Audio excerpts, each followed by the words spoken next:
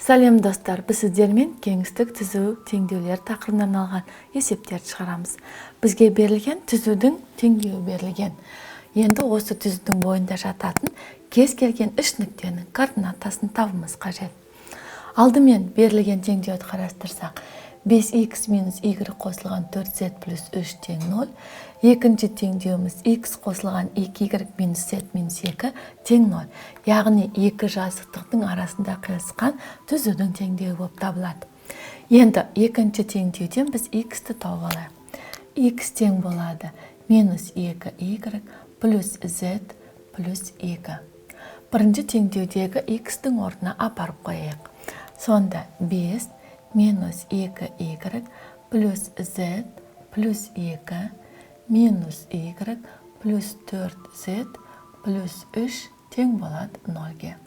Енді көбейтіп ашатын болсақ, минус 10y плюс 5z плюс 10 минус y плюс 4z плюс 3 тең 0. Енді ықшамдап алсақ, минус 11y плюс 9z және плюс 13 тең 0. Осы жерде біз z-дің мәні 1-ге тең деп алайық. Y-дің мәні табуға болады.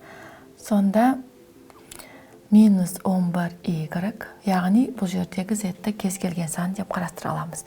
Қосылған 9, қосылған 13 тең болады 0-ге. Минус 11y тең болады минус 22-ге, y тең болады 2-ге. Енді z-дің біз мәнін таңдап алдық, y-дің мәнін таптық, онда x-дің мәнін таба аламыз. Сонда x-дің мәні тең болады минус 4 қосылған 1 қосылған 2. X-дің мәні тең болады минус 1-ге. Сонда осы түзудің теңдеуіне тиісті А нүктесінің координатасы абсцисасы минус 1-ге, ординатасы 2-ге, аппликатасы 1-ге тең болады. Енді тағы да бір Б нүктесінің координатасын табатын болсақ, онда z-дің мәнін кез келген сан түрінде алуға болады. Z-дің мәнін біз тең болсын 0-ге. Z-дің мәні 0-ге тең болса, онда y-дің мәні қанша болады? Минус 11y тең минус 13-ге. Y-дің мәні тең 11-ден 13. Олай болса, x-дің мәнін табуға болады. X-дің мәнін табатын болсақ, x тең минус 2-ні көбейтен біз 11-ден 13-ге. Қосылған z-дің мәні 0, y-дің қосу 2 бар. Сонда минус 11-ден 2 көбейтсек 26, қосу 2.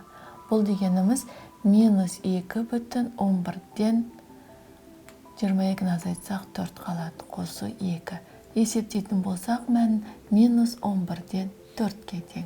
Сонда екінші Б нүктесінің абсцисасы минус 11-ден 4, ординатасы 11-ден 3, 13, ал аппликатасы 0-ге тең.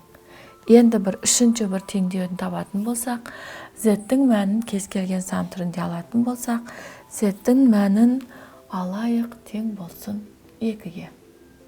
Онда минус 11y қосылған 2-ге тең болса, 18 қосылған 13 тең болады 0-ге.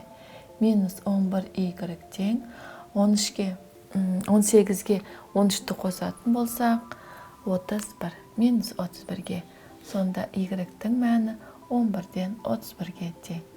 Енді x-дің мәнін табатын болсақ, x тең минус 2-ні көбейтен біз 11-ден 31-ге. Және z-дің орнына қоямыз 2-ні, қосамыз 2-ні, қосамыз 2-ні. Тең болады минус 11-ден 2-ге көбейтсек 62, қосылған 4. Тең болады. Бөлетін болсақ, минус 5 бүтін 11-ден 5, 7, қосылған 4. Мәні тең болады, сонда азайтсақ, минус 1 бүтін 11-ден 7-ге. Енді үшінші С нүктесінің координатасы абсцисасы минус 1 бүтін 11-ден 7, ал ординатасы 11-ден 31, ал аппликатасы 2-ге тең. осылай кез келген берілген түзудің, яғни екі жақтығының қиылысында пайда болған түзудің теңдеуінің тиісті үш нүктесін табуға болады. Балалар, біз сіздермен кеңістіктегі түзу теңдеулер тақырыбына арналған есептерді шығарудамыз. Келесі кездескенше сау болыңдар.